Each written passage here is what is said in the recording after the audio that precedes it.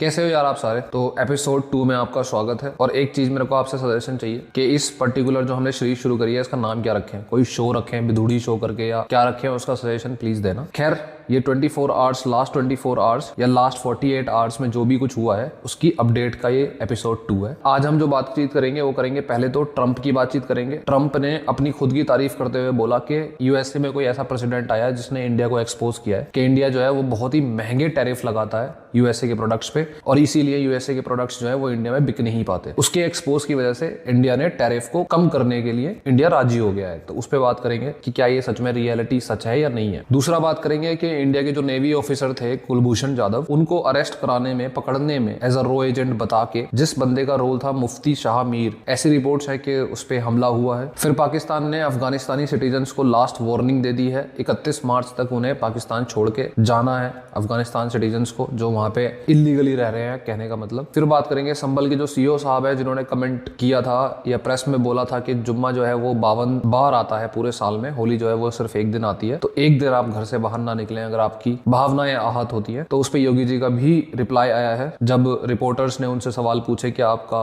Officer ऐसे बोल रहा है। उसके अलावा कुछ पॉलिटिशियंस के और की भी रिमार्क्स हैं, उसकी बातचीत करेंगे। फिर और कुछ छोटी मोटी न्यूज है, उनकी बातचीत करेंगे। खैर, ये मैंने आपको समरी दे दी है। अब हम पहली न्यूज पे वापस आते हैं जो है ट्रंप से रिलेटेड। ट्रंप ने सीधे सीधे अपनी तारीफ करने की कोशिश करी कि भाई हमने इंडिया को एक्सपोज कर दिया, हमने मतलब मैंने एक्सपोज कर दिया, और मैं पहला ऐसा यूएसए का प्रेसिडेंट हूं जिसने एक्सपोज किया, और इसी वजह से इंडिया जो है राजी हो गया है अब टैरिफ कम करने के लिए। पहले आप ये समझो टैरिफ क्या होता है। टैरिफ होता है एक तरीके का टैक्स जो बाहर के प्रोडक्ट्स पर लगाया जाता है। बाहर मतलब किसी और कंट्री से जो प्रोडक्ट्स इंडिया में बिकने आ रहे हैं, इंडियन कस्टमर्स में जो आप बेचना चाहते हो। गवर्नमेंट ऐसा करती क्यों है? पैसा कमाने के लिए। ऑफ कोर्स पैसा तो कमेगा ही अगर बाहर से कोई प्रोडक्ट आ रहा है तो, लेकिन मेन रीजन वो नहीं होता है। ऐसा इसलिए क्योंकि टैरिफ जो टैक्स लगाते हैं ना बाहर के प्रोडक्ट पे, ऐसा नहीं है कि वो बाहर की कंपनी से टैक्स रिसीव होगा। टैक्स तो फाइनली वो इंडिया के ही बंदे ने देना है। सपोज करो कि बाहर की कोई कंपनी की कोई गाड़ी है जो बाहर से बन के आ रही है, इंडिया का कोई कस्टमर है रोहित जो उसको ऑर्डर कर रहा है। अब वो गाड़ी अगर 20 लाख की है और इंडिया गवर्नमेंट जो है वो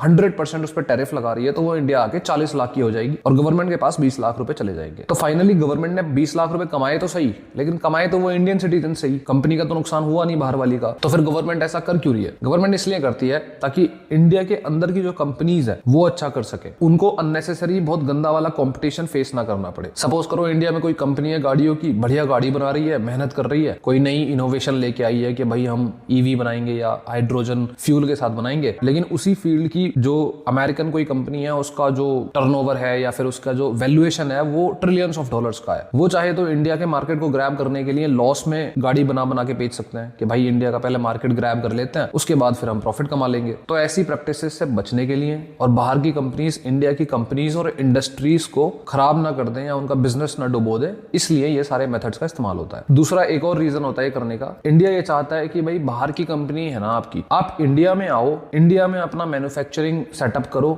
और इंडिया में माल बेचो। अगर इंडिया में आप अपनी गाड़ी बना रहे हो, जैसे इसका एग्जांपल है ह्यूंडई। अब ह्यूंडई जो कंपनी है वो है तो साउथ कोरिया की, लेकिन ह्यूंडई इंडिया जो है वो इंडिया में ही सारी गाड़ियां बनाती है अपनी। तमिलनाडु में उसके प्लांट्स हैं और वो बहुत सारी गाड़ियां बना रही है। इनफैक्ट वो इतनी गाड़ी बनाती है कि इंडिया में तो ह्यूंडई की जो गाड़ी चल रही है वो प्रोबेबली इंडिया में ही बनी है। उसके अलावा जितनी भी गाड़ी तमिलनाडु के अंदर बन रही है ह्यूंडई की, उसका 40% हिस्सा बाहर के कंट्रीज में एक्सपोर्ट होता है और डेटा के हिसाब से 80 कंट्रीज में एक्सपोर्ट होता है, और वो मेड इन इंडिया गाड़ियां हैं। जैसे क्रेटा है, वेन्यू है, ये मेड इन इंडिया मॉडल्स है। कहीं भी पूरी दुनिया में ये गाड़ियां चल रही है तो ऑलमोस्ट 100% चांसेस हैं कि वो गाड़ी इंडिया में ही बनी है। इससे होता क्या है कि आप इंडिया में अपना सेटअप कर लेते हो और फिर इंडिया की जो पॉपुलेशन है उसको आप एम्प्लॉयमेंट देते हो, इंडिया का डेवलपमेंट करते हो, और बदले में आपको टैरिफ वगैरह देना नहीं पड़ता है। आपकी कंपनी अच्छा खासा प्रॉफिट जनरेट कर पाती है। अब लंबे टाइम से इंडिया यही सोच रहा था कि टेस्ला भी जो है वो इंडिया आ जाए, इंडिया अपना प्लांट सेटअप कर ले, लेकिन फिलहाल शायद इंडिया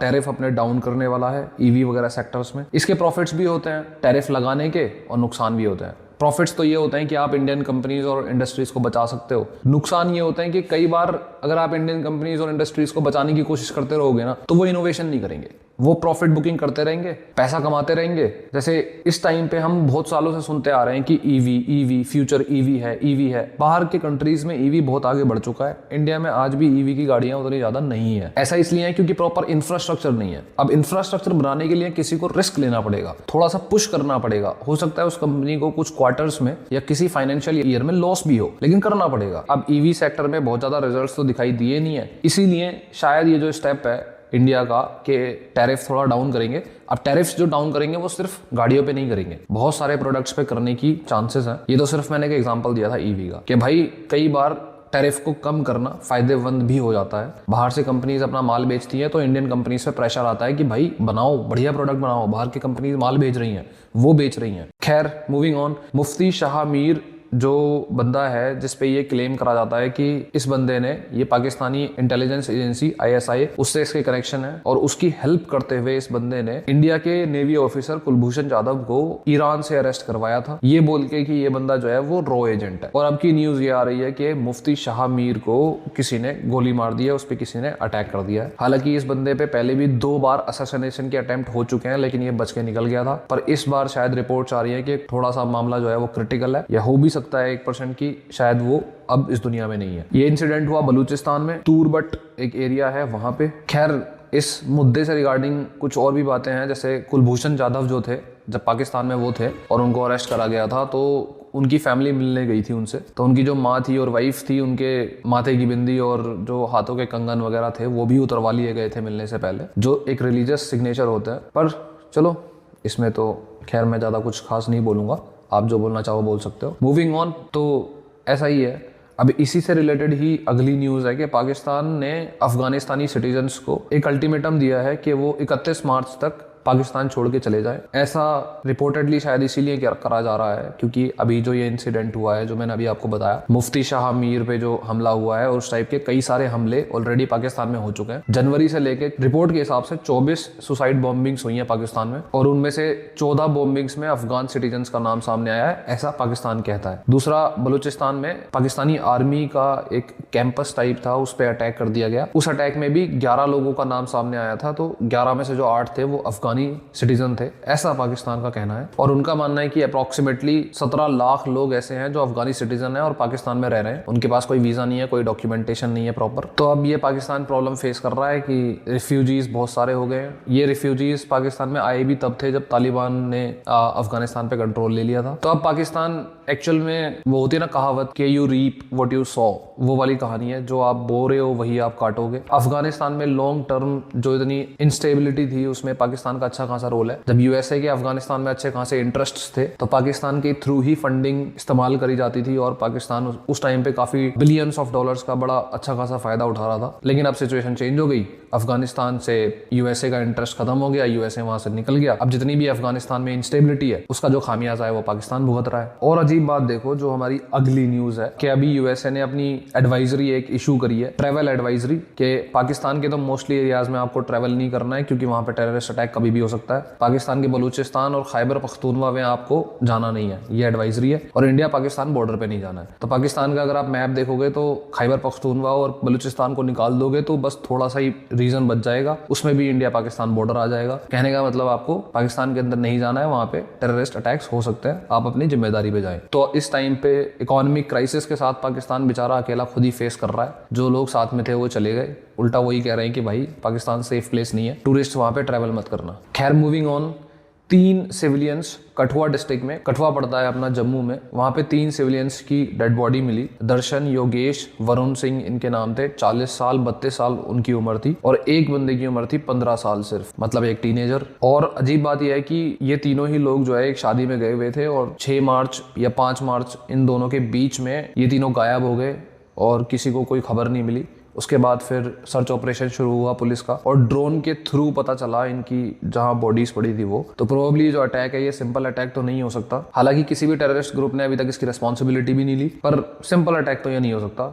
इसमें पुलिस इन्वेस्टिगेशन कर रही है। अब जो भी होगा, जैसे भी अपडेट आएगी पे बात करी जाएगी। अगला है संभल के सीईओ साहब ने जो अभी कुछ टाइम पहले अपना रिमार्क दिया था कि जुम्मा जो है वो 52 बार आता है साल में। सुन लो आप खुद ही, जुम्मा साल में 52 बार आता है, होली साल में एक बार। मुस्लिम समुदाय के लोगों को यदि किसी को लगता है होली के रंग से आपका धर्म भ्रष्ट हो जाएगा या जो भी, तो वो उस दिन ना निकले, घर से ना निकले। अब इसके रिगार्डिंग जो है योगी जी से सवाल पूछे गए तो योगी जी ने अपने ऑफिसर को डिफेंड किया। पहली चीज तो उनके आंसर आप खुद सुन लो। हमारा वो पुलिस अधिकारी है, वो पहलवान रहा है, अर्जुन अवार्डी रहा है, ओलंपियन है, पूर्व ओलंपियन है। अब पहलवान की बात है तो पहलवानी की तरह बोलेगा तो थोड़ा कुछ लोगों को बुरा लगता है। अब आंसर में आपको ये दिख गया होगा कि योगी जी को पता है कि उनका कौन सा अफसर कहाँ पे पोस्टेड है। स्पेशली अनुज चौधरी को तो इन्होंने प्रोबेबली खुद ही वहां पे पोस्ट किया होगा अपने जो पुलिस ऑफिसर्स होते हैं उनके सजेशंस पे, क्योंकि वैसे भी संभल जो है वो काफ़ी सेंसिटिव एरिया बन जाता है और पिछले भी कुछ दिनों में वो काफ़ी मतलब ऐसे न्यूज़ में रहा है। और जो रिलीजन रेशियो अगर देखा जाए तो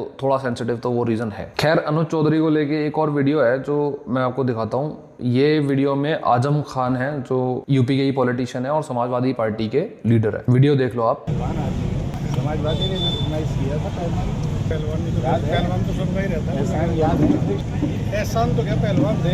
अब वीडियो में अगर आप नोटिस करोगे तो आजम खान बार बार इस बात को रिपीट कर रहे हैं कि भाई आप पहलवान हो तो पहलवानों पे तो समाजवादी पार्टी के एहसान रहे हैं, तो एहसान भूल गए आप, और हम तो एहसान कभी नहीं भूलते। बातचीत में ही अनुज चौधरी जो है वो रिप्लाई कर रहे थे कि पहलवानी तो एक स्पोर्ट्स है और स्पोर्ट्स पे किसी का एहसान वहसान नहीं होता है। तो आप ये अजीब चीज देखो कि हमारे इंडिया में कितना ज्यादा नॉर्मलाइज हो चुकी है चीज के पॉलिटिशियंस अब ऑफिसर्स पे जो एहसान करते हैं उसको क्लियरली वो जता भी सकते हैं सबके सामने, कोई बड़ी बात नहीं है। और एहसान किस बात का एहसान, मतलब क्या एहसान किया होगा? मतलब एक तरीके का ये रियलाइजेशन कराना कि हम पॉलिटिशियन हैं और हमारे पास पावर है, हमारे पास पावर थी, हमने तब तुम पे एहसान किया, अब तुम हमारा एहसान वापस चुकता नहीं कर रहे हो, फ्यूचर में जब हम पे पावर आएगी तब हम बताएंगे आपको। खैर, बहुत सारे पॉलिटिशियंस ने अनुज चौधरी के ऊपर अपने अपने व्यूज दिए। जैसे राम गोपाल यादव जो यूपी के ही पॉलिटिशियन है समाजवादी पार्टी के, उन्होंने कहा कि जब हमारी पार्टी पावर में आएगी तो अनुज चौधरी जेल में होंगे। खैर, मूविंग ऑन, कन्नड़ एक्ट्रेस हैं एक बहुत ही फेमस, रान्या राव, ये अरेस्ट हुई हैं 14.8 किलोग्राम गोल्ड के साथ बेंगलोर एयरपोर्ट पे, और ये दुबई से आ रही थी।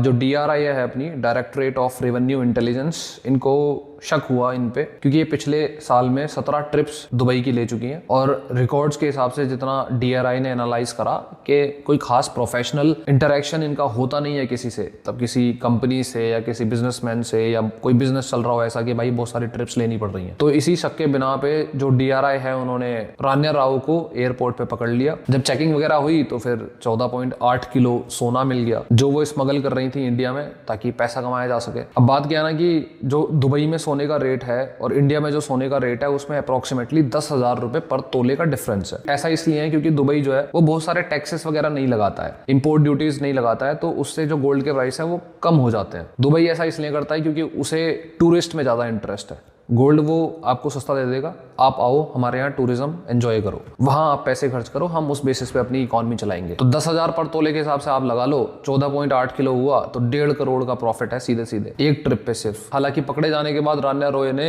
ये कबूल कर लिया कि वो 17 गोल्ड बार्स जो हैं उनकी वो स्मगलिंग कर रही थी, पर उन्होंने बोला कि वो इनोसेंट है, उनको ब्लैकमेल करके गोल्ड स्मगलिंग में इस्तेमाल करा जा रहा है और वो बहुत ही मेंटल ट्रोमा में है। वो आज भी यही सोचते हैं कि उन्होंने क्यों ही ये रास्ता अपनाया। पर DRI ने कस्टडी मांगी है रान्या रॉय की 3 दिन की। केस के पीछे बहुत बड़ा एक स्मगलिंग सिंडिकेट हो। खैर, कुछ और भी न्यूज़ है इसमें कि रान्या रॉय के जो स्टेप फादर हैं वो IPS ऑफिसर हैं, DGP हैं, लेकिन उन्होंने अपनी जो है डिस्टेंस बना ली है। उन्होंने बोला कि जब से रान्या रॉय की शादी हुई है तो हमारा कोई लेना देना है नहीं कुछ खास, वो अपने हिसाब से जीती है, हमें कोई मतलब नहीं है। खैर, अजीब बात है, सोचने वाली बात है कि रान्या रॉय अच्छी खासी सुंदर हैं, फेमस एक्ट्रेस हैं, पैसे भी मेरे हिसाब से इतनी कोई खास कमी होगी नहीं, तो ऐसी कौन सी ज़रूरत पड़ जाती है कि इंसान गोल्ड स्मगलिंग करना शुरू कर देता है। तो ये जो लालच है, ग्रीड है ना, ये एक ऐसी चीज़ है जो कभी जिंदगी में ख़त्म नहीं होती। फ़र्क नहीं पड़ता कि आप कौन सी पोजीशन पे हो, कितने रुपए कमा चुके हो, 10 लाख या 10 करोड़ या 100 करोड़, ग्रीड वहीं रहता है, उतना ही रहता है, बढ़ सकता है, कम नहीं होता। आज के लिए इतना ही,